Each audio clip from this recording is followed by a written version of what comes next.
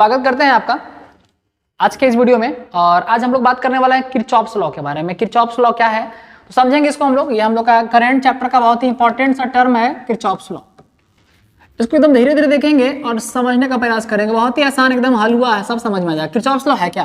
Kirchhoff's का mainly दो नियम है। सबसे पहला को हम लोग केसीएल बोलते हैं, यानी कि इसका पूरा फुल फॉर्म है Kirchhoff's current law. Kirchhoff's current law, इसको कहीं कहीं पे किरचॉफ्स भी लिखा मिलेगा आपको। किरचॉफ्स का करंट लॉ हो गया। और इसी को हम लोग एक और नाम से भी जानते हैं और वो है किरचॉफ्स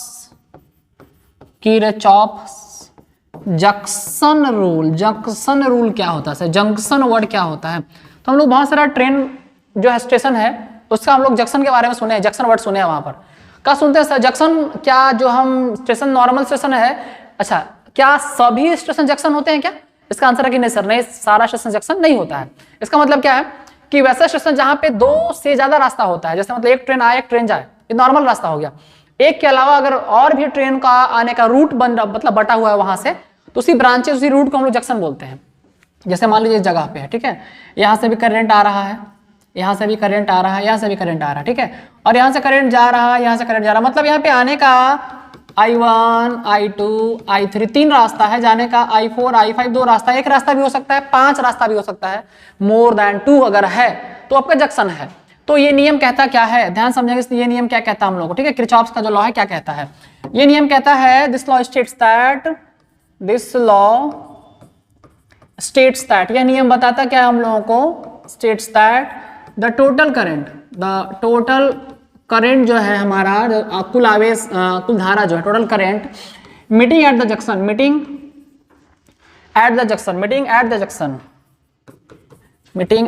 जंक्शन इज जीरो। कुल जो जंक्शन पे करंट आके मिलता है तो टोटल जो कुल सम, उसका जो सम होता है, जो जोड़ होता है, वो कितना होता है? जीरो होता है, ठीक है। यानी कि सर समझाया जाए इसको, यहां से आया, आप बताए जस्ट अभी से कितना आया? I1 करंट आया, यहां से कितना गया सर? I2 गया, और निकला कितना? एक मान लीजिए कौन सा निकला? यहाँ से I3 निकला। तो टोटल करंट यहाँ पे आने वाला करंट कौन कौन सा है सर? I1 प्लस I2, और जाने वाला कौन है यहाँ पे? I3, यानी कौन सा है? I3। यानी कि हम शॉर्ट में कह सकते हैं सर क्या कि यहाँ पर जंक्शन पर आने वाली कुल धाराएं बराबर जंक्शन से दूर जाने वाली कुल धाराएं दोनों क्या होती है? बराबर होती है। यानी शॉर्ट में आने वाली बराबर जाने वाली। यही पहला नियम है जो हम लोग को याद रखना है। क्या? Total current flowing towards the junction मतलब टुवार्ड्स द जंक्शन की तरफ जो बहेगा और जो जंक्शन से दूर जाएगा, अवे फ्रॉम द जंक्शन, दोनों क्या होता है? बराबर होता है। यानी कि आने वाली धाराएं और जंक्शन से दूर जाने वाली धाराएं दोनों बराबर होती हैं। यही जो हमारे किरचॉफ्स का पहला नियम कहता है। यहाँ से सर बहुत सारा टर्म है, अलग अलग ब्रांचेज में I4, I5, I6 भी हो सकता है। यानी आने वाली और जाने वाली कुल धाराएं जो है किसी भी जंक्शन पर शून्य होती है।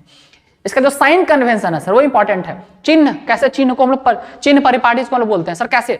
तो जो भी धाराएं जंक्शन की तरफ बहती है, that means the current flowing towards the junction is taken as positive, उसको हम लोग पॉजिटिव लेके चलते हैं, धनात्मक लेके चलते हैं।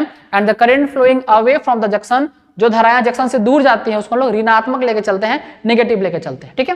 पहला नियम जो है बहुत ही आसान है। सेकेंड नियम थोड़ा सा समझना पड़ेगा हम लोगों को। किरचॉफ्स का जो सेकेंड लॉ है, हम बात करते हैं किरचॉफ्स सेकेंड लॉ का, ठीक है। किरचॉफ्स सेकेंड लॉ, दूसरा नियम क्या है आपको बता दिया जाए इसी बीच में कि जो भी हम लोग टॉपिक पढ़ रहे हैं हम लोग उसको बहुत ज्यादा एक्सपेंड करके नहीं पढ़ रहे हैं। एग्जाम पॉइंट ऑफ व्यू से, रिवीजन पॉइंट ऑफ व्यू से जो इंपॉर्टेंट टर्म्स है, हम कम से कम समय में चाहते हैं कि आपको उस टर्म को बता दिया जाए ताकि आप उसको समझ जाएं। बहुत लंबा 1-1 घंटा का वीडियो नहीं बनाएंगे क्योंकि उसको देखने में आपको उतना समय बर्बाद होगा। किरचॉफ्स सेकेंड लॉ क्या है सर? सेकेंड लॉ कहता है, एक और नाम है सर इसका KVL मतलब किरचॉफ्स वोल्टेज लॉ, और जो खतरनाक सा नाम है वो है इसका लूप रूल। ये आपको लूप रूल नाम से जाना जाता है सर। लूप का मतलब होता है घेरा, ये घेरा का नियम है। यानी कि ये पूरा का पूरा नियम जो है वो घेरा के लिए काम करता है, यानी कि ये इनक्लोज्ड सरफेस के लिए काम करता है, इनक्लोज्ड सर्किट के लिए काम करता है। ये जो नियम है हमारा इनक्लोज्ड सर्किट के लिए काम करता है, यानी कि जब हमारा सर्किट क्लोज रहेगा, बंद रहेगा, उसके लिए ये नियम काम करता है, ठीक है। जो हमारा लूप रूल है वो सर, ये नियम कहता क्या है? तो जो नियम है वो ये बताता है क्या, हम लोगों को समझेंगे इस बात को हम लोग, कि इसमें टोटल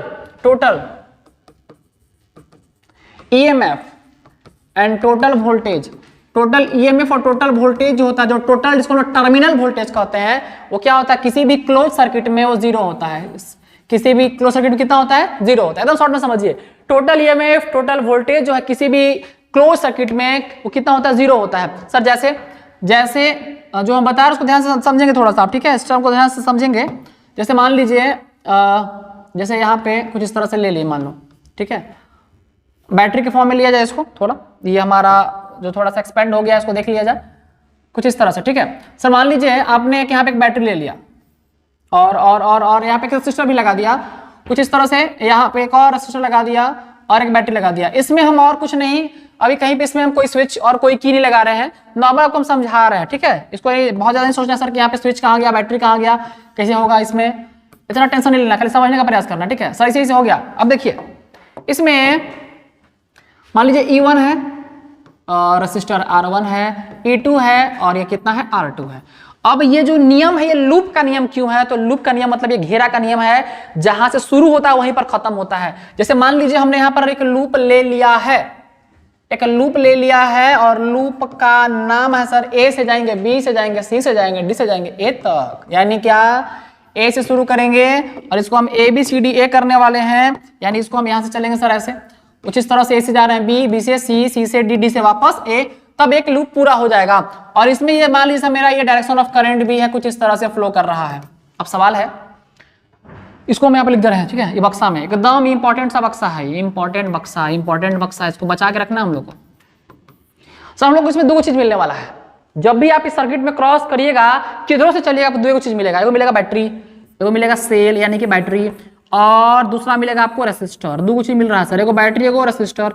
ध्यान देंगे जब जब बैटरी मिले, जब जब बैटरी मिले, क्या ध्यान रखना है, पहले कौन सा इंड, पहले कौन सा इंड, पहले कौन सा इंड, बैटरी का पहले नेगेटिव की पहले पॉजिटिव, बैटरी का पहले नेगेटिव की पहले पॉजिटिव, पहले धनात्मक की पहले ऋणात्मक, इस बात का ध्यान देंगे। और दूसरा रेसिस्टर में ध्यान देंगे कि आप धारा के साथ हैं, धारा के साथ यानी करंट के साथ है कि करंट के अपोजिट है, करंट के साथ है कि करंट के अपोजिट है, दो बातें हम ध्यान देंगे।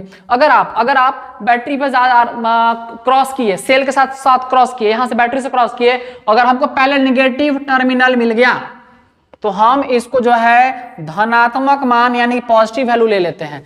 एक बात आप ध्यान रखेंगे, कुछ लोग कहना है सर कि बुक में कहीं कहीं पर जो भी तो बता रहे हैं पॉजिटिव भी ठीक है, कहीं कहीं पे नेगेटिव भी बता दिया गया है कि पहले नेगेटिव मिला तो नेगेटिव लेंगे, पहले पॉजिटिव मिला तो पॉजिटिव लेंगे। वो भी कहीं से गलत नहीं है, क्योंकि हम जब पूरे क्लोज सर्किट में आएंगे तो ओवरऑल जो हमको वैल्यू मिलेगा वो बराबर मिल जाता है, क्योंकि क्लोज सर्किट में 0 हो जाता है, पूरा क्लोज सर्किट का होता है 0 हो जाता है। तो अगर हम पहले नेगेटिव तो पॉजिटिव ले लिए, यहां से क्रॉस किए, यहां अब आए रेसिस्टर के पास, अब चेक करना है करंट किधर और आप किधर, डायरेक्शन ऑफ ट्रैवर्सल किधर, करंट किधर। अगर डायरेक्शन ऑफ ट्रैवर्सल मतलब जो ट्रैवल कर रहा है वो भी इधर जा रहा है और करंट भी इधर जा रहा है, दोनों का डायरेक्शन अगर साथ साथ है, सेम है, तो धारा को हम लोग पॉजिटिव लेते हैं। लेकिन कहीं कहीं पे किसी किताब में नेगेटिव भी लिखा है तो कोई दिक्कत नहीं है, आपको एक सेम टर्म को लेकर चल सकते हैं। अगर ऐसा है आप करंट के साथ हैं तो नेगेटिव, करंट के अपोजिट है तो पॉजिटिव, और अगर पहले आपको नेगेटिव मिला बैटरी का तो पॉजिटिव, और पहले अगर पॉजिटिव मिला तो नेगेटिव, इस तरह से आप इसको लेके चल सकते हैं। यानी सर इसका जो टोटल साइन कन्वेंशन उसको बढ़िया समझा दीजिए। तो इसका टोटल 4 साइन कन्वेंशन है, 2 साइन कन्वेंशन हो गया बैटरी के लिए, 2 हो गया रेसिस्टर के लिए, ठीक है। बैटरी के लिए कहता है कि अगर आपको बैटरी से क्रॉस किए और पहले नेगेटिव मिला तो आप उसके ईएमएफ को पॉजिटिव ले लीजिए, अगर पहले पॉजिटिव मिला तो ईएमएफ को नेगेटिव ले लीजिए। दूसरा बात है, अगर आप करंट के साथ चल रहे हैं रेसिस्टर के पास, करंट के साथ साथ, तो वैल्यू माइनस में ले लीजिए, करंट के अपोजिट वैल्यू को प्लस में ले लीजिए। सर कहीं कहीं जो है आपका जो बात है उल्टा पड़ जाता है सर, कोई दिक्कत नहीं है। जब आप क्लोज सर्किट का बात करेंगे, यानी अगर आप पहले नेगेटिव को नेगेटिव भी ले लिए, करंट के साथ वाले को प्लस भी ले लिए, तो कोई से कोई दिक्कत नहीं है, क्योंकि ओवरऑल क्लोज सर्किट में ये 0 हो जाता है, ठीक है। आपका आंसर बिल्कुल दोनों केस में सेम ही आएगा। तो ये 2 बात में हमको ध्यान रखना है, और यही हमारा था किरचॉफ का सेकंड लॉ। इस पे आप क्वेश्चन ट्राई करेंगे, बहुत ही आसान सा टर्म होता है, सारा क्वेश्चन आपसे इसमें बन जाएगा। तो किरचॉफ का पहला नियम और किरचॉफ का दूसरा नियम को हमने शॉर्ट में आपको समझाने का प्रयास किया है। अगर किसी तरह कोई डाउट होता है तो आप हमको कमेंट करके बताएं, हम उसको इंप्रूव करने का प्रयास करेंगे नेक्स्ट वीडियो में। धन्यवाद।